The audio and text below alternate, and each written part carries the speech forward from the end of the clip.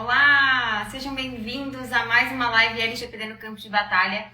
Hoje a gente vai falar com a Maeva e nós vamos tratar sobre um cliente que ela está negociando. Ela está, enfim, ainda na fase de negociação com esse cliente e a gente vai falar com ela sobre essa fase. Então eu vou convidar a Maeva aqui para ela entrar na nossa live, tá bom?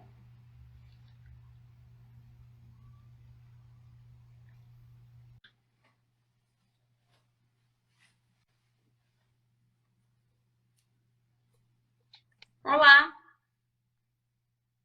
Oi, Natália. tudo bem? Tudo e com você? Tudo bem também. Você tá me escutando bem? Sim, eu te escuto. Você me escuta? Tudo bem. Que bom. Que prazer falar com você. A gente só, enfim, fica ali em mensagem e não sei o quê, não se vê pessoalmente, né? Esse trabalho digital é bom ver as pessoas, assim, ainda que seja pela câmera. É meio estranho ainda, né? Esse novo normal que a gente tá vivendo. Verdade, verdade. E aí, Maeva, eu quero saber quem é você, o que você faz, como é que você começou na área de proteção de dados, de privacidade de dados. Fala um pouquinho aí sobre você. Então, eu sou advogada desde 2009. Eu comecei a trabalhar com a Lei Geral de Proteção de Dados quando ela entrou em vigor, em setembro de 2020. Eu estava estudando ela antes de entrar em vigor, né? Tá? E eu comecei a trabalhar para empreendedor digital. Tráfego, copywriter. Foi assim que eu comecei, entrei nesse meio. Antes disso, eu trabalhei bastante em órgão público Legal. e bastante em órgão público. E daí eu vi que não tinha empreendedorismo nesse meio, sabe? Mas você era Eu acho que servidora isso pública? não era cargo em comissão. Tá, cargo comissionado. E aí, aquilo foi me cansando, me cansando, e eu resolvi empreender e hoje eu tô aqui, Que legal. Então, trabalhando com a Lei Geral. você saiu direto do cargo comissionado e já foi direto empreender com a LGPD. Praticamente. Primeiro eu estudei, né? Em 2019 eu estudei bastante, Legal. que já era para ter Entrada em vigor. entrar em vigor, era para ter entrado bem antes de setembro de 2020, né? A gente ficou naquela, vai, não vai, vai, não vai. E agora, agora eu resolvi empreender de vez nesse mercado. Que legal, que legal. É um mercado novo, né? Um mercado que ainda está engatinhando muito. E mais do que os profissionais estão engatinhando, acho que acho não, né? Os empresários, os empreendedores que são os nossos clientes, eles estão, enfim, nem começaram a engatinhar ainda. Então, Não, isso não estou vendo, não. essa é a parte mais difícil, é aumentar o nível de consciência, conseguir de fato demonstrar valor. Acho que hoje a gente vai falar sobre uma dificuldade que é latente para todo mundo. Não é só para quem está começando, é para todo mundo, realmente. Óbvio que para algumas pessoas é mais fácil, sabe? Para alguns profissionais, alguns grandes escritórios de advocacia, por exemplo, ou até pessoas que já tinham renome em alguma outra área e acabaram também se especializando nessa área. Isso para essas pessoas acaba se tornando um pouco mais fácil por conta, enfim, de todos esses fatores. Mas para quem está começando do nada, do zero, e, enfim, quer se posicionar nesse mercado, existem essas dificuldades iniciais que permeiam muito a nossa atividade, especialmente convencer o cliente de que ele precisa dos nossos serviços e de que a LGPD ela não é só burocracia, ela não é só uma lei burocrática, né? Ela não vai trazer só entraves. Já estou até adiantando o restante. Mas a verdade é que ela é muito benéfica. Por quê? Porque quando a gente está fazendo um programa de implementação, a gente está vendo vários processos dentro da empresa, né? Eu brinco que fazer um programa de implementação é criar, rever e excluir processos o tempo todo. Esse é o ciclo de um processo de conformidade. E aí, obviamente, que quando a gente revê a gente exclui e a gente cria novos processos, a gente está ajudando a empresa a otimizar o seu dia a dia. Então, eu sempre falo que a LGPD, ela vai muito além de só fazer, obviamente, uma política de privacidade, porque não é isso, vai muito além disso, são várias temáticas que a gente tem que analisar, observar e várias medidas que são, enfim, implementadas ali no cliente para a conformidade e que, consequentemente, vão trazer melhorias, mitigar riscos e tudo mais. Mas me fala, esse é seu primeiro cliente? Como que é? Você está negociando? O que faz? Como que tá isso? Então, não é primeiro cliente, mas cada cliente traz uma perspectiva diferente do negócio. Isso que é interessante, eu acho, desse mundo digital, de empreendedorismo digital. É sempre uma perspectiva diferente em relação a vários aspectos. É verdade, é verdade. Não só, não só na implementação, né? Não só na mão na massa, na execução do projeto, mas também na fase pré-contratual, que eu chamo, né? A fase de diagnóstico inicial, a fase de pitch de vendas, cada cliente vai exigir da gente um direcionamento específico. Justamente, e às vezes até mesmo para o próprio nicho, para o mesmo nicho de mercado, se a gente for vender serviços diferentes, a gente tem que ter pitches de vendas diferentes.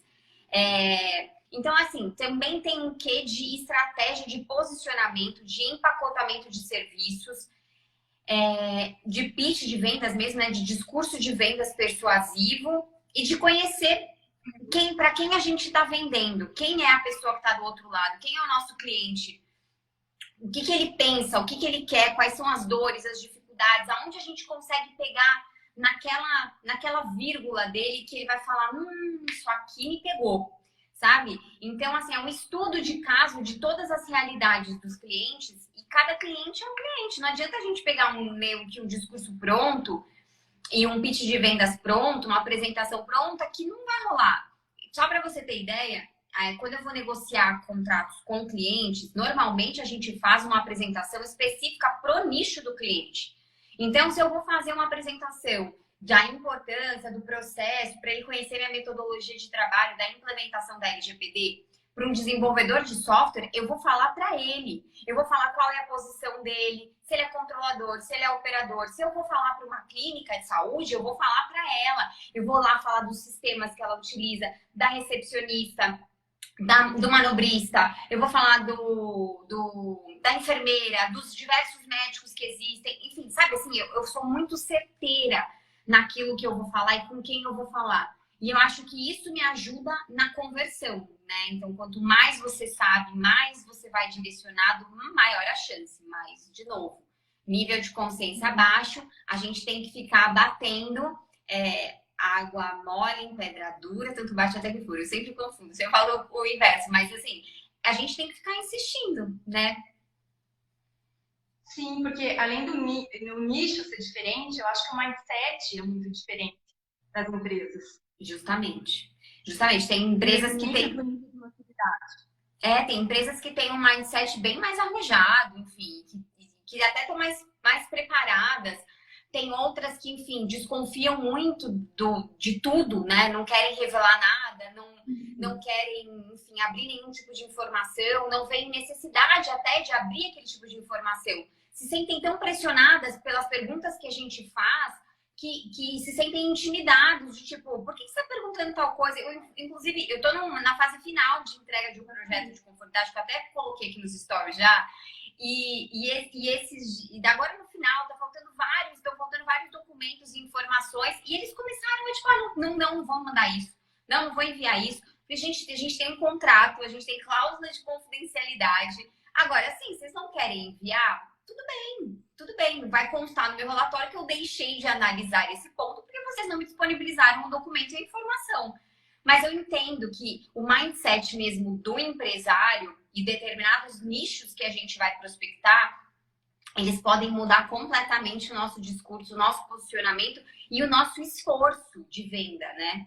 O esforço de venda pode mudar muito, muito, muito, muito. Mas me fala, quem é esse cliente, o que ele faz, que área que ele atua? Conta um pouquinho aqui pra gente. Então, o cliente, ele é influenciador digital, ele atua meio marketing jurídico, não, marketing para fazer publicidade De outras mesmo. marcas. Porque a partir do momento porque a partir do momento que o influenciador digital é reconhecido, isso que eu tenho visto, né? Ele ganha muito com publicidade. Certo. Eu acho Exatamente. que esse é o grande lance dos influenciadores digitais, né? Que eles daí começam a influenciar as marcas que pagam para eles. Justamente. E é muito louco esse mercado de influenciador digital, porque existem muitos desdobramentos e muitas consequências da implementação prática, né? Assim, eu nunca fiz de nenhum influenciador, mas do que eu consigo supor e imaginar aqui de possíveis consequências que a gente teria nesse nicho, eu vejo as mais diversas. Porque você imagina que o influenciador. Primeiro que a gente tem que ver o influenciador na perspectiva de titular de dados, né? Obviamente que a gente vai combinar os dados pessoais dele com outras leis, como, por exemplo, de uso de imagem, né? Então, a gente tem algumas misturas, multidisciplinaridades de legislação. Mas também, sob o ponto de vista de Lei Geral de Proteção de Dados, uma pessoa física que trate dados com finalidade econômica tem que estar adequado à LGPD. Se a gente partir desse pressuposto, um influenciador digital é uma pessoa física.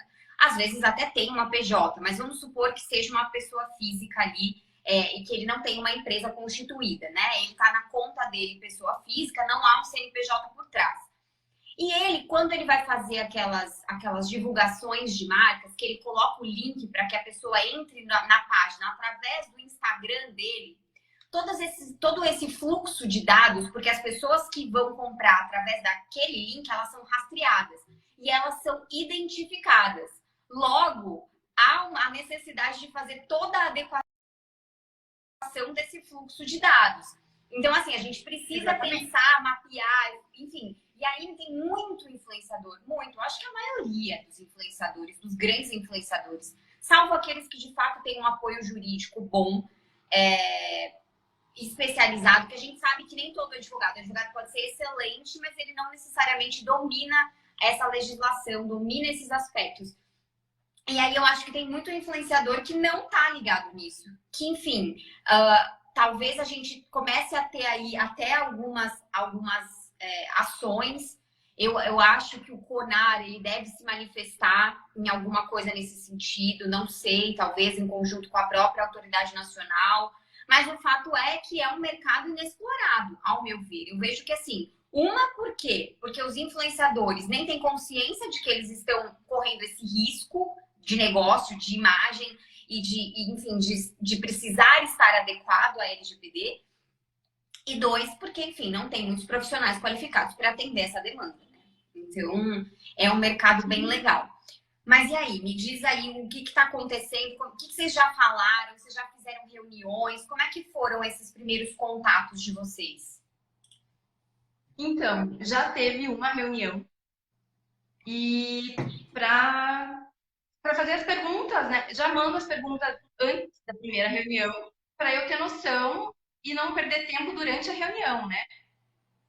Você manda... Essa é a primeira coisa que eu faço. Tá, você manda várias perguntas antes para conhecer o cliente, perguntas de conhecimento. Exatamente. Tá. Exatamente.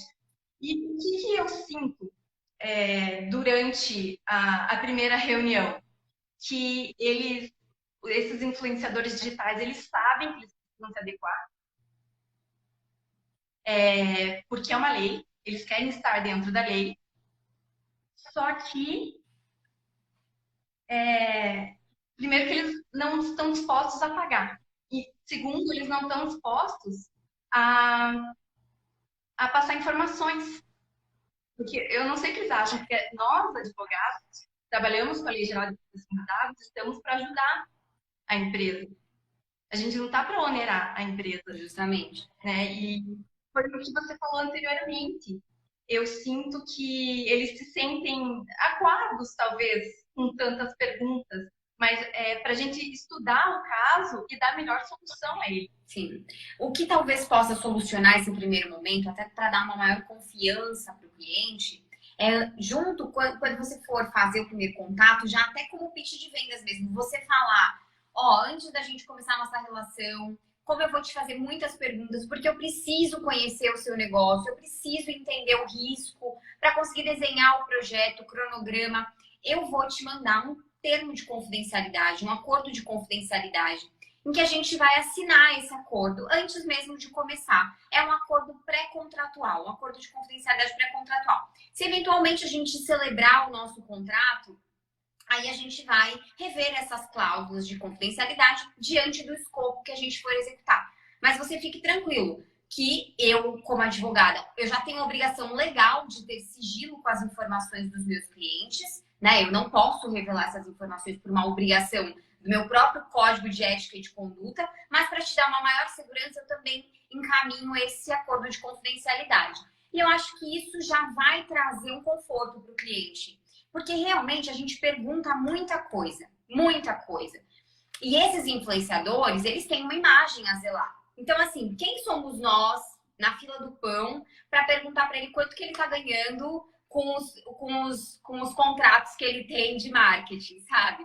Eles se sentem mesmo. Tem clientes mesmo de empresas normais. Assim, eu nunca tive tantos problemas com relação a essa questão de faturamento, mas eu já tive relatos de muitos alunos de Natália, eles não revelam de jeito nenhum, tipo, não vejo necessidade de informar. Enfim, e aí o meu discurso é sempre o mesmo, gente. Vocês precisam saber pelo risco do negócio. A penalidade em cima de um risco de vazamento de dados é com base no faturamento. E esse risco, ele está incidente diretamente sobre o seu serviço, porque você é uma consultora, você está prestando um serviço de pontos de análise de negócio e indicação de pontos de melhoria. Se ocorrer um incidente de segurança, se ocorrer qualquer tipo de inconformidade com aquele negócio, o seu pagamento ele tem que ser tão proporcional quanto o valor da multa que seria aplicada, não na mesma proporção, obviamente. Mas você entende que o risco está atrelado a isso também? E assim, gente, é negócio, você tem os seus, eu tenho os meus. Enfim, eu não uso esse discurso para o cliente, obviamente, mas se normalmente ele me pergunta, enfim, eu não tenho muitas dificuldades, mas eu basicamente falo isso, é para análise de risco do projeto, porque é um projeto personalizado, ele é feito sob medida para as suas necessidades. E aí o lance do acordo de confidencialidade, eu acho que já vai te ajudar muito. Coloca lá um prazo de 1, 2 anos de validade do termo de confidencialidade, da data de assinatura, enfim, para frente, 1, 2 anos de validade, e eu acho que isso vai facilitar para que os clientes revelem ali para você as informações na fase pré-contratual. Outra coisa que eu vejo dificuldade nesse meio, exclusivamente, é demonstrar o valor do trabalho que vai ser executado durante a implementação da Lei Geral de Proteção de Dados. Tá. O que eu sempre falo, né? Eu sempre uso muito e bato muito na tecla. Eu nunca vou pela dor. Acho que tem duas formas da gente convencer alguém a fazer alguma coisa. A primeira delas é pela dor e a segunda delas é por um benefício. Eu, Natália, não gosto de pegar na dor das pessoas. Eu não gosto de falar sobre as dificuldades. Eu gosto de usar sempre o outro approach, que é ir para o viés dos benefícios. Então, o que aquilo vai trazer de benefícios para o negócio do cliente? Esse é um primeiro viés e é um ponto que eu sempre vou olhar. Como que eu vou identificar quais são os benefícios? De novo, é aquela coisa, é nicho específico. Então, para cada nicho, a gente vai identificar um benefício específico. Mas, em linhas gerais, a maior parte, enfim, para praticamente todos os nichos, o benefício é sempre vantagem competitiva, mitigação de risco, organização de processos. Enfim, para esse nicho de influenciadores, é imagem. Você tem que colocar, assim, nesse caso, você pode usar a dor, por exemplo. Imagina se acontece um vazamento de dados ou uso indevido de dados de algum seguidor seu ou de vários seguidores seus que clicaram numa promoção que estava no seu direct, foram direcionados para uma página e que você está nesse meio. E aí teve um incidente de segurança e o seu nome vai sair na mídia dizendo que o influenciador XYZ está envolvido num escândalo de vazamento de dados. Quando a gente está falando de influenciadores que têm 10 milhões de seguidores, 5 milhões de seguidores, vai vendo a magnitude do que isso pode tomar. De quantas pessoas não clicam nesses anúncios. E aí, obviamente, que a gente não pode generalizar. Nem todos os anúncios, nem todos os links, eles vão conseguir, de fato, identificar a Maeva, a Natália e tudo mais. Mas a gente precisa entender toda essa operação e há, sim, a possibilidade disso acontecer.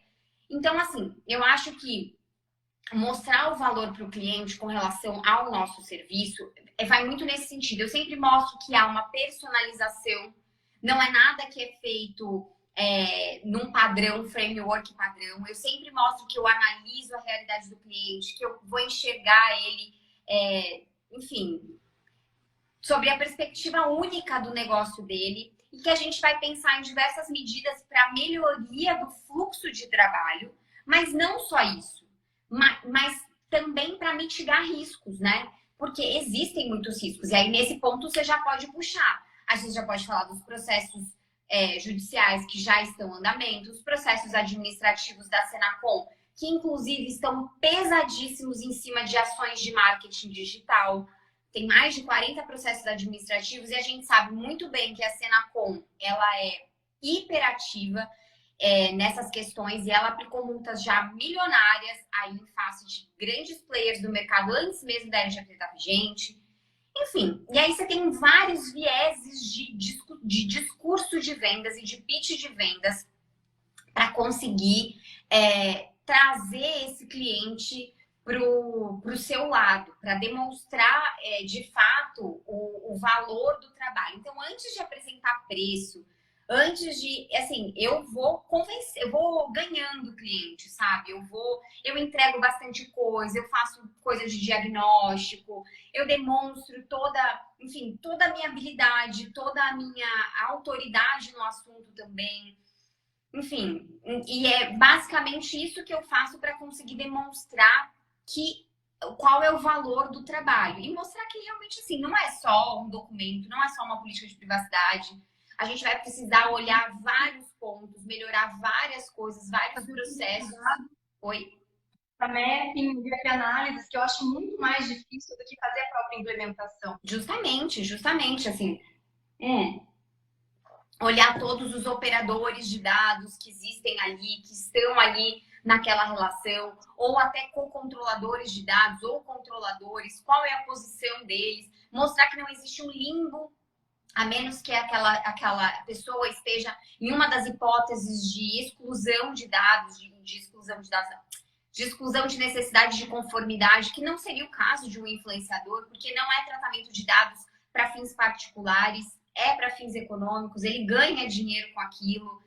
Então, ele sim tem que estar adequado à legislação, ele sim tem que estar preocupado com isso, e aí, assim, é uma conta simples, assim, as consequências a gente pode demonstrar de diversas formas.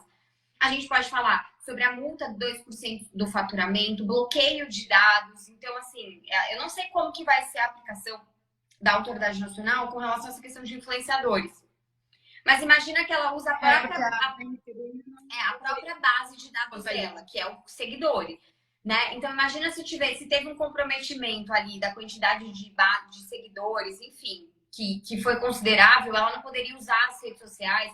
Eu não sei, a gente pode divagar aqui sobre as possíveis complicações e consequências que haveria se tivesse um incidente de segurança, por exemplo, nesse caso de influenciadores digitais. Mas acho que o valor vai muito nessa linha, sabe? Entendo, porque eu vejo que a gente já começa a fazer uma gestão de risco durante a reunião, correto? E por mais que eu sinto isso, por mais que a gente deixe claro que eles dependem do banco de dados para fazer lançamento, para vender, para trabalhar, que é a profissão deles, né? Eles vivem disso. Por mais que você mostre que pode ser bloqueado o banco de dados, que pode até ser excluído o banco de dados. Daí como é que vai fazer para ganhar dinheiro? Imagine que isso acontece durante o lançamento. Justamente. Ou uma semana antes do lançamento. Como é que vai fazer? Eu acho que daí eu sinto que comigo não vai acontecer. Como que a NPD vai chegar em mim? Mas os próprios seguidores podem denunciar. Justamente. E vão. E não, e o concorrente, né, gente? E assim, se a gente estiver falando de influenciador, infoprodutor, que é isso que você está falando, que são pessoas que não só são influenciadoras e ganham dinheiro de contrato de marca, mas que também têm seus próprios infoprodutos. Então, uma grande influenciadora que entrou nesse mundo de infoproduto foi a Pugliese, recentemente.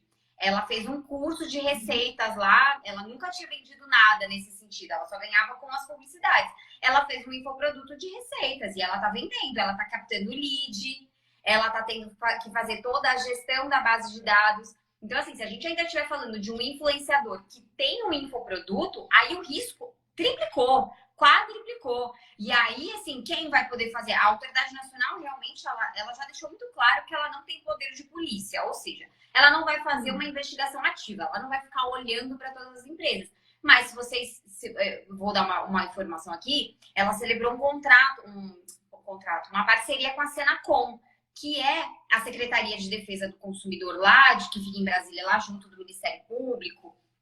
E eles celebraram essa parceria justamente para quê? Para que a Senacom passe a fazer, isso foi semana passada, foi bem recente, passe a fazer a investigação enfim, a investigação ativa. Então, agora, a NPD, ela tem um braço externo, um parceiro dentro do governo que vai fazer investigação. Então, assim, a NPD não vai, mas tem alguém que vai fazer. E eu já falei, tem 40 processos administrativos rolando na Senacom de análise de captação de lead e de política de privacidade mal feita. 40. Quantos desses daí a gente vai ver de multa? Se pegar um influenciador desse, médio, grande, pequeno, enfim, eu mesma, se ele pegar um erro meu e ele me multar em 2% sobre o meu faturamento e eu não tiver isso provisionado, eu não tiver isso no meu risco, eu posso fechar meu negócio. Da onde eu tiro o dinheiro para pagar a multa? E se eu tenho a minha base de dados bloqueada? Exatamente, eu não lanço. E aí eu tô contando com o lançamento e eu botei grana de investimento, paguei anúncio e eu faço o quê? O que eu faço? Então, chora. Assim, você sempre chora, exatamente. Chora bebê. Então, as consequências são das mais diversas, né? Mas eu acho que se a gente estiver falando de infoprodutor, aí fica talvez até um pouco mais fácil, talvez, de conseguir fazer essa conscientização. Porque eles já sabem de algumas coisas. Então, eles já sabem que precisa ali de uma política de privacidade, termo de uso. Talvez para essas empresas de marketing digital e de lançamento de produtos, né? Infoprodutos, eu acho que talvez o que faça sentido seja um escopo um pouco mais reduzido, sabe? Não mostrar tanta complexidade, porque é um mercado muito jovem, de pessoas arrojadas. O mindset é muito arrojado. Eles são muito dinâmicos. Assim, eu tenho um parceiro de negócio que ele tem uma agência, né? Ele não é minha agência, mas ele é meu parceiro em diversas coisas de consultoria para minha agência. E ele tá faturando lá os seus 4 milhões, enfim, com infoproduto. E agora ele começou, enfim, a usar uma questão de mesclar, de usar a base de dados de um influenciador para o outro para fazer lançamentos. Ou seja, ele captou consentimento, enfim, ali de um e tá mesclando tudo isso, não sei o que, fazendo um bololô doido. E eu falei para ele, olha, tem um risco, a gente precisava olhar para isso. Estou à disposição, sim. Enfim, a gente pode conversar. Ele falou para mim, não, Natália, não vou olhar para isso agora não. Não, tem muita coisa para fazer, eu não vou olhar para isso. Eu falei, bom, eu estou à disposição, tá? Você vai precisar mais cedo ou mais tarde, confia em mim. Ele, não, eu sei que eu vou, mas agora eu não vou, agora eu não quero. Então, assim... Eu sinto muito isso. Não vai acontecer comigo. Justamente. É essa sensação de que não vai acontecer, até a hora que acontecer com um coleguinha do lado. E vai acontecer, não vai demorar. Quando o primeiro grande player for multado, ou for acionado pela Senacom, ou receber uma multa administrativa, acontecer alguma coisa, o mercado inteiro vai se desesperar num nível, porque tá todo mundo nos mesmos mastermind, tá todo mundo nos mesmos grupos de mentoria, do Érico, do Vitor Damasio, do Vinagre, enfim, tá todo mundo é da mesma patotinha. Quando um for pego, vai ser um pega pra capar, porque vai sair todo mundo correndo atrás de advogado, entendeu? Vai acontecer, vai acontecer. Seria bom se eles conseguissem fazer isso antes. Mas tudo isso para falar que eu acho que a perspectiva e o discurso e o mindset talvez tenha que ser. O mindset não, o discurso tenha que ser igual ao mindset deles. Ou seja, não mostrar que é um processo muito burocrático, mas que é algo que, enfim, é dinâmico, eles não vão precisar de tanto esforço. O esforço maior é na primeira fase do projeto, que é a fase de mapeamento dos fluxos dos dados e dos processos e disponibilizar determinados documentos. Depois o trabalho é todo seu. E aí, talvez isso facilite a vida, talvez deixe mais leve, talvez deixe para eles uma sensação de, puta, não é tanta coisa, lá vem o jurídico encher meu saco com um monte de burocracia. Então, assim, talvez seja isso, sabe? Talvez a gente tenha que partir para esse tipo de discurso, que é o que eu falei do benefício, que é um outro approach, que talvez flua melhor para esse mercado que tem um mindset muito, muito, muito arrojado. Uhum. Outra coisa que, assim, eu acho que eles, como estão muito nesse meio, eles acham que a gente também trabalha dessa forma, porque eles querem fazer o pagamento em permuta. Só que eles esquecem que os honorários advocatícios, eles têm a natureza alimentar. Porque nós, por exemplo, não vamos na padaria e falamos assim, olha, eu quero comprar pão e leite durante um mês e eu posso pagar em honorários advocatícios para vocês? É a mesma lógica. Porque a gente tem um trabalho offline, a gente não vive online, correto? Que loucura, né? Então, Essa eu nunca tinha escutado, não, viu? Permuta de serviços jurídicos. de honorários advocatícios. Entendi. Assim, isso são coisas pontuais, assim, também. Por exemplo, quem trabalha com imagem precisa de fotógrafo. A foto é um dado, correto?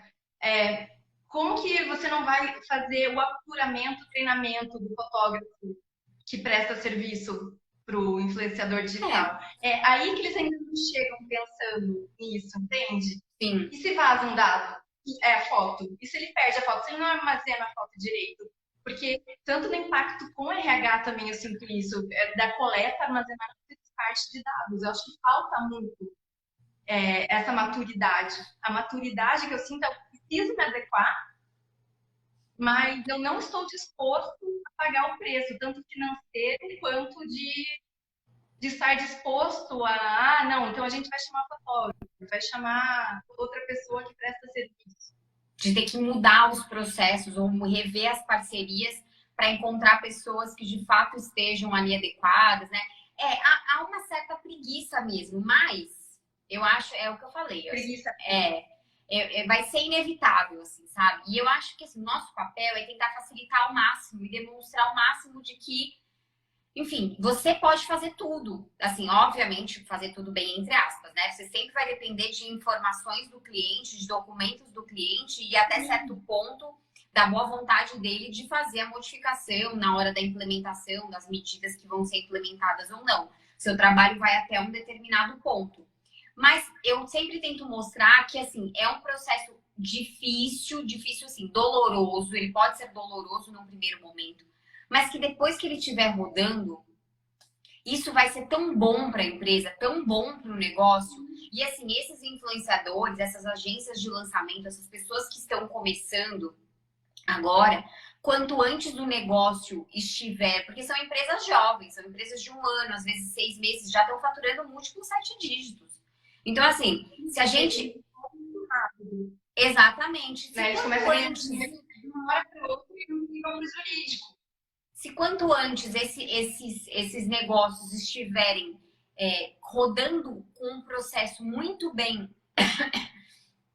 estruturado, melhor para eles. Imagina, assim, o empreendedor, ele tem um grande defeito, né? E é um defeito comum, que é a gente cresce e depois a gente arruma a casa. Sabe? Vamos crescer, vamos vender, vamos ir para o mercado, e depois a gente arruma, depois a gente fala para o jurídico, depois a gente... E isso é muito ruim, porque isso é custoso. Por quê? Porque lá na frente, quando já tiver dado uma merda, ou quando já tiver com problema, ou quando o negócio estiver gigantesco, inflado, o preço de fazer isso é muito maior do que se você começasse hoje. Não só de custo, mas de tempo, de esforço. Então, assim, isso também pode ser um pitch, sabe? Um bom pitch de vendas. Agora, assim, questão de honorários. Você pode parcelar, você pode pensar em N condições para melhorar a vida do cliente na forma de pagamento, do preço e tudo mais, enfim. Agora, você pode fazer faseado, você não precisa fazer um projeto inteiro de uma única vez, você pode fazer só por uma fase. Isso, faz a primeira fase lá de conscientização inicial e data mapping, ponto. Fez, entregou, beleza. Ó, agora a gente vai ter que fazer a fase de gaps, tá bom? Que é um novo relatório que eu vou ter que... E aí, com isso, talvez você vai ganhando o cliente, você vai mostrando para ele, enfim, a necessidade do seu trabalho, o esforço, a dedicação, as suas entregas. E isso talvez faça sentido também para o mercado, para o cliente. E aí ele não se assusta tanto, porque o programa de conformidade completo custa caro. Custa caro, o valor é alto. E assim, eles só querem ganhar, eles não querem pagar. Ninguém quer pagar. Quem quer? Não é só eles, né, gente? Mas vamos combinar. Quem quer pagar? Ninguém quer pagar, ninguém acorda pensando assim, hoje eu vou contratar um advogado, vou gastar aqui uns 50 mil reais, porque é muito bom. Então, assim, a galera paga porque precisa pagar, paga com dor, paga com peso, e é real, e é normal, e tá tudo bem, assim, não dá pra achar que a gente vai vender um serviço que é aquele serviço que a galera paga, tipo, nossa, que legal, uau, eu tô pagando uma... Não, isso não vai acontecer, não adianta ficar nessa ilusão, porque não é isso, isso só vai fazer com que a gente crie expectativa e se frustre, sabe, o tempo todo, porque assim, vai ser um peso pro cliente. Nosso serviço é um peso do ponto de vista financeiro. Infelizmente. Mas acho que talvez sejam essas questões, assim, sabe, que eu tentaria colocar. Entendi. Eu acho que hoje, por enquanto, eu acho que está sendo a parte mais difícil, né?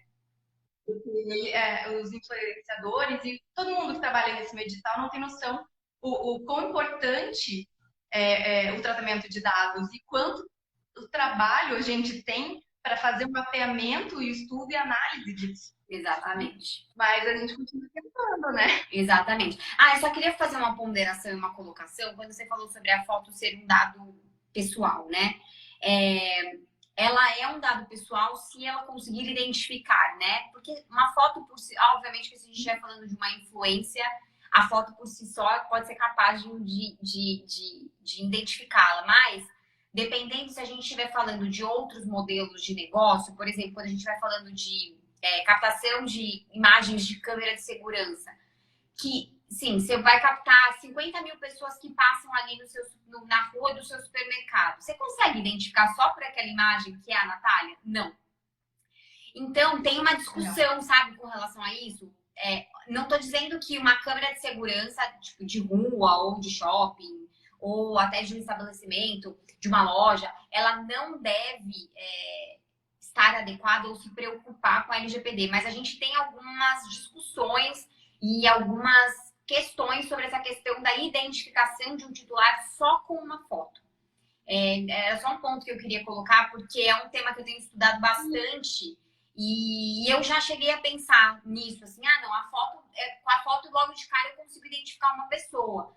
Mas se você não tiver outras informações ou um sistema de análise biométrica, enfim, com cruzamento de base de dados, ou a foto atrelada a um CPF, a foto atrelada a um nome, é muito difícil você conseguir identificar, salvo se essa pessoa for uma figura pública, que aí, obviamente, a imagem dela identifica ela logo de cara, né? O que eu vi sobre isso também, da foto, se ela pode... vou dar um exemplo. Se com a foto você pode dizer de qual religião essa pessoa é, ou de qual orientação sexual, daí envolve muita coisa, né? Muita coisa. E também analisar o caso concreto. Exatamente. A gente estava discutindo isso esses dias numa sala do Clubhouse. Se, por exemplo, uma empresa, ela ela, enfim, armazena várias fotos ali. O serviço dela é de fotografia, por exemplo, né?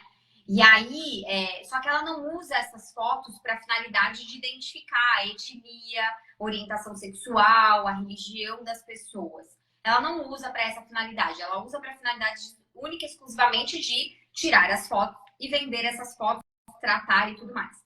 Mas o modelo de negócio dela, o fato dela armazenar todas essas fotos traz um risco. Por quê? Porque se utilizada de uma forma indevida por pessoas terceiras ou até por funcionários internos, é possível identificar enfim, esbarrar em dados sensíveis. Então, assim, a foto que é atirada e armazenada por si só, ela não é um dado sensível, mas ela pode se tornar. E a empresa, quando ela está olhando para essa base de dados, ela precisa pensar sobre isso, ela precisa pensar nos reflexos do que aquilo pode trazer. Então, assim, não é que ela vai ter que tratar aquele dado como dado sensível. Não, a foto naquela situação, porque não tem a finalidade de identificação de etnia, religião, orientação sexual, ela não é um dado sensível. Se ela estiver associada a outras informações, ela é um dado pessoal. Ponto. Agora, isso não quer dizer que a empresa ela não tem que ter medidas de segurança mais avançadas para a proteção desses dados, justamente porque se esses dados vazarem, eles podem sim ser utilizados para essas finalidades distintas, que, por exemplo, essa questão de identificação de dados sensíveis e tudo mais, né? Então, é uma discussão bem interessante, bem legal, que eu achei legal a gente falar aqui, porque, enfim, é um tema que eu tenho esbarrado com frequência. Tá em alta. Tá em alta. Legal. Acho que era isso que eu tinha não dúvida, mas é mais dificuldade, né? Nesse meio digital. Legal. De empreendedores digitais. Legal. Eu acho que assim, eu acho que de tudo que a gente falou, o mais, assim, eu acho que é tentar ir por esse lado mais soft, mais tranquilo, mais despojado, não mostrar como tanta burocracia, mostrar como uma coisa mais simplificada, mas enfim, sempre, a linha é muito tênue, né? E aí o exercício e a dificuldade é tamanha, porque você mostrar a simplicidade e ao mesmo tempo mostrar o valor do preço do seu trabalho, né? Enfim, é uma linha tênue e é um desafio. Mas também tem uma coisa que eu sempre falo, eu acho que assim, não dá para ficar dando murro em ponta de faca.